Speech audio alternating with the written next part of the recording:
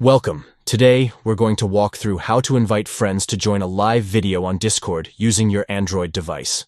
It's super simple and quick, so let's jump right in. First, make sure you have the Discord app open on your Android device.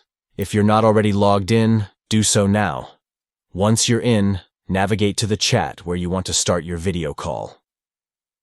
Find the conversation you want to continue with a live video and open it up. Now, look towards the top right corner of your screen. You should see a video call icon. Go ahead and tap that to start your video call. During the call, you might want to bring in some more friends to join the fun. To do this, simply tap the Add Friends to DM button. This option lets you invite additional friends to the call, so everyone you want can join in seamlessly. And that's all there is to it. You've successfully invited friends to your live video on Discord. If you found this tutorial helpful, give us a thumbs up and subscribe for more tips and tricks. Thanks for watching, and enjoy your video chats.